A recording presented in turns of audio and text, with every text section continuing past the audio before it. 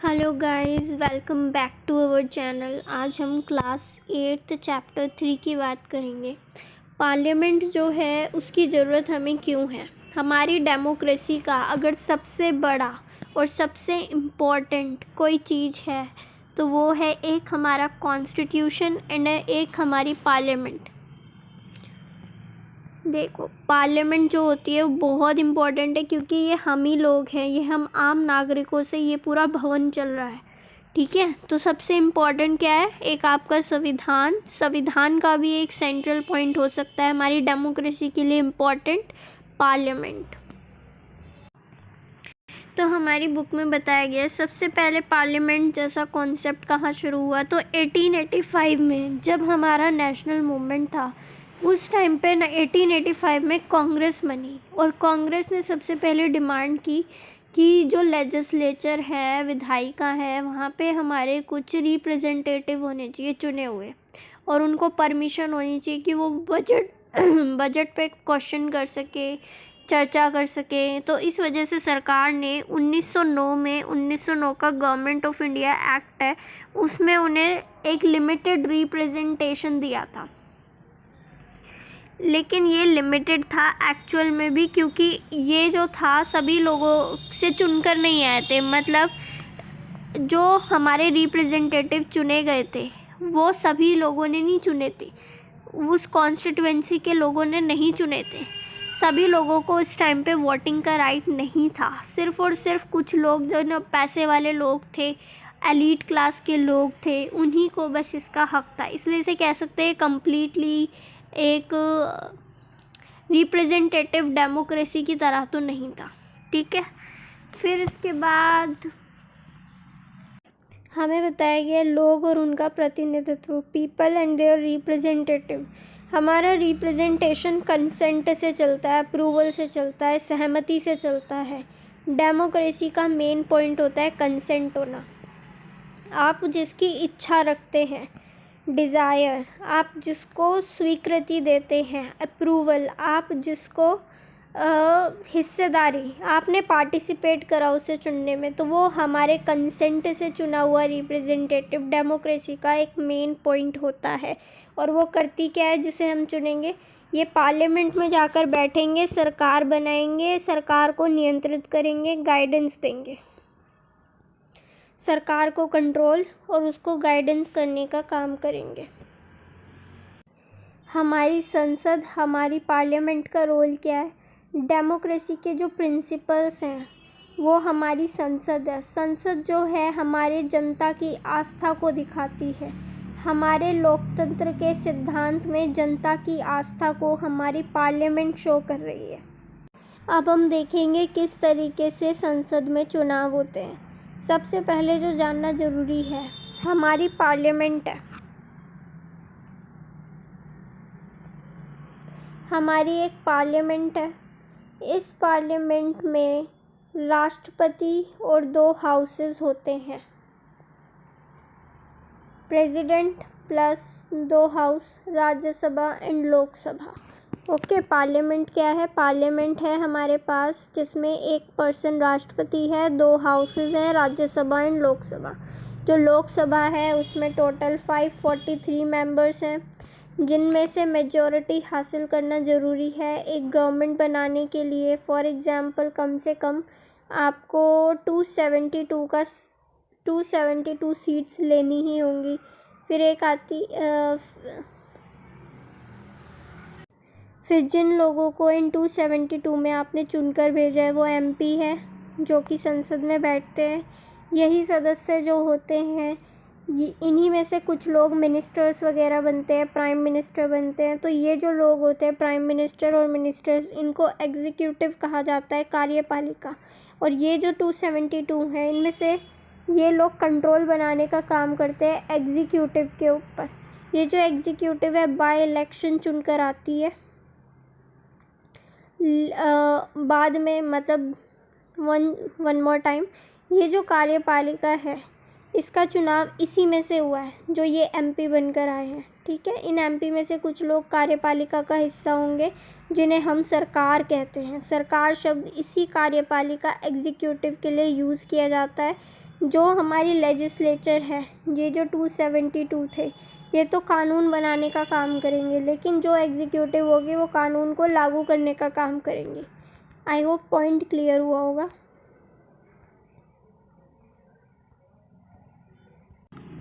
इसके बाद हम बात करेंगे राज्यसभा की। जो राज्यसभा है वो स्टेट्स को रिप्रेजेंट करती है। राज्यसभा भी कोई कानून बनाने का प्रपोज़ल पेश कर सकती है, उसको भी लोकसभा की तरह ही पावर होती हैं। चाहे तो राज्यसभा जो लोकसभा से कानून आ रहा है उसको रिव्यू कर सकती है या उसमें कुछ अमेंडमेंट कर सकती है। राज्यसभा के सदस्यों का चुनाव कैसे होता है, तो जो स्टेट के असेंबलीज होती हैं उनके इलेक्टेड मेंबर्स ही चुनकर भेजते हैं।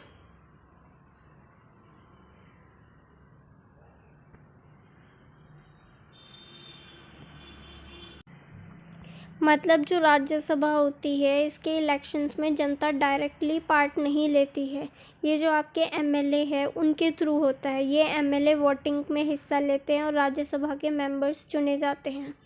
इसके बाद हमें बताया गया राज्यसभा में कितने मेंबर्स हैं, तो 233 मेंबर्स राज्यसभा के अंदर भी हैं। ठीक है। इसके बाद अब हमें बात करनी है सरकार को कंट्रोल करना, गाइड करना, इन्फॉर्मेशन लेना। ये किसका काम है? ये काम होता है by asking questions in parliament. सांसद सरकार के काम के बारे में जानकारियाँ लेता है। इसके ज़रिए पार्लियामेंट एग्जीक्यूटिव पे कंट्रोल करती है उनसे क्वेश्चन पूछकर। लोकतंत्र अगर चलाना है, डेमोक्रेसी को अच्छे से चलाना है, तो उसमें एक विपक्षी का नेता होना चाहिए, मतलब ओपोजिशन लीडर होना ही चाहिए। वह गवर्नमेंट की पॉलिसीज़, उनके प्रोग्राम में कमियां निकालेगा और उनके बदले अपनी पॉलिसीज़ लेकर आएगा और उन पे समर्थन लाने की कोशिश करेगा। इसके बाद हमें बताया गया है कि हमारे नेता, मतलब हमारी कम्युनिटीज़ अलग अलग तरह की है, सबके इंटरेस्ट अलग अलग तरह के हैं। कोई एक पर्सन सभी कम्युनिटी के इंटरेस्ट की बात नहीं कर सकता है। ठीक है, तो इसके लिए हमने रिजर्वेशन की भी व्यवस्था की गई है। एग्ज़ाम्पल एससी और एसटी के लिए रिजर्वेशन। ऐसे ही सांसदों के प्रश्नों से जो हमने देखा था कि सांसद जो है वो क्वेश्चंस पूछते हैं, एमपी क्वेश्चन पूछते हैं, तो इस क्वेश्चन को पूछने से भी नेताओं को, एग्जीक्यूटिव को फीडबैक मिलता है कि मेरा काम ठीक है या नहीं है, या मुझे और क्या करने की ज़रूरत है। ठीक है, तो हमने देख लिया एससी एसटी वाला पॉइंट भी, जिसमें हमें रिजर्वेशन दिया जाता है।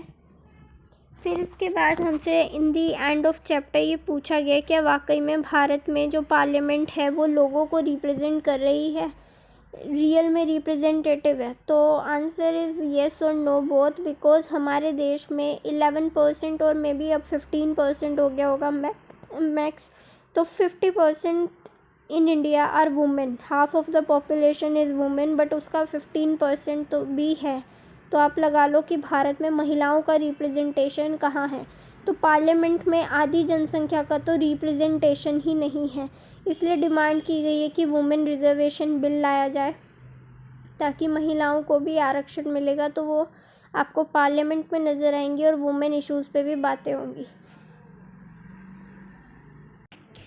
एंड अभी मुझे याद आया कि शायद मैंने एक पॉइंट आपको गलत बताया। आई डोंट रिमेम्बर कि मैंने उसमें क्या बोला था, तो मैं बताती हूँ कि जो हमने राज्यसभा के मेंबर्स की बात की थी, तो राज्यसभा में 233 मेंबर्स होते हैं, ये तो सही है, प्लस 12 भी होते हैं, तो इसका मतलब टोटल ऑलमोस्ट 245 मेंबर्स हैं राज्यसभा के अंदर।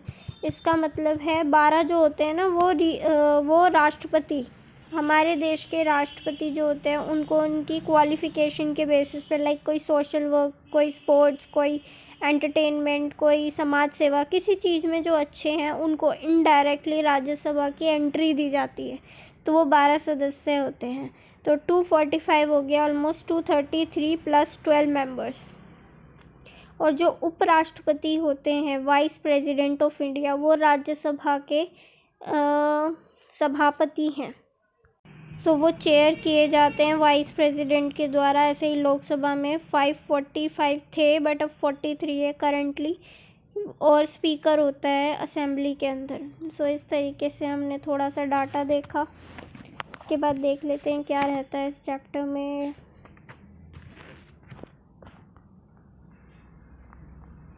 एक पॉइंट ये है कि भारत में पहली बार पूरे भारत के अंदर ईवीएम का इस्तेमाल कब हुआ, तो 2004 था जब हमने इलेक्ट्रॉनिक वोटिंग मशीन का इस्तेमाल पूरे भारत में करा। इससे हमने 1.5 लाख पेड़ों को बचाया जिनसे हम 8,000 टन कागज़ बनाते, तो एनवायरनमेंट फ्रेंडली। उसके बाद से आज तक हमारे सिर्फ ईवीएम के थ्रू इलेक्शन हो रहे हैं। अब हम जल्दी से ग्लोसरी देखेंगे। तो सबसे पहले अनरिजॉल्व्ड मतलब अनसुलझा, इसका मतलब होता है ऐसी कंडीशन जहाँ पे प्रॉब्लम्स का इजी आंसर अवेलेबल ना हो। फिर आता है कोएलिशन, इसका मतलब होता है गठजोड़, मतलब जुड़ जाना। गठबंधन की सरकार आपने सुना होगा, चुनावों के बाद किसी पार्टी को अगर बहुमत नहीं मिलता, मेजॉरिटी ना मिले, तो ऐसी कंडीशन में उसे जुड़ना पड़ता है, कोएलिशन बनाना पड़ता है अदर पार्टीज़ के साथ। इसके बाद है अप्रूवल। अप्रूवल का मतलब होता है कंसेंट लेना। चैप्टर के नज़रिए से ये फॉर्मल कंसेंट है जो हमारे इलेक्टेड रिप्रेजेंटेटिव देते हैं, या पार्लियामेंट जो है वो जनता लोगों का भरोसा बनाए रखने के लिए कंसेंट पे चलती है। ओके, सो यहाँ पर हमारा ये चैप्टर 3 भी ख़त्म होता है। सो नेक्स्ट चैप्टर में मिलेंगे जो लॉज के ऊपर है। Please follow share subscribe for UGC net and UPSC. Thank you so much.